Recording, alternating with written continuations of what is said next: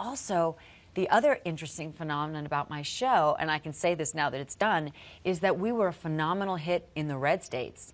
Not so much in New York and Los Angeles. And that probably is a good thing for me, ultimately. And I think, you know, when I was doing it, I was frustrated because, you know, it wasn't like Mad Men, and it wasn't like, you know, all those shows that the Hollywood people watch. I mean, I literally can remember my agent saying to me, nobody in Hollywood watches your show.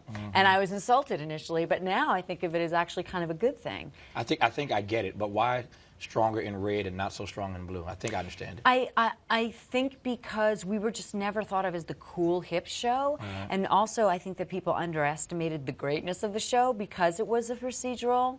And I think that TNT is just more popular in the red states. I don't really know why, but I love that. That makes me so happy. I mean, that just makes me so happy. There's this whole middle of the country that I feel like New York and Los Angeles, like, we ignore it, but they are. I'm glad you said that, because I wanted to ask, and I will, obviously, what you think that says about the industry.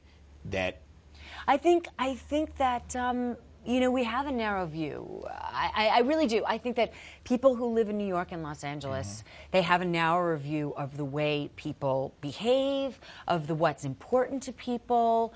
I hope I don't get in trouble for saying this, but what the hell? Of, you know, of the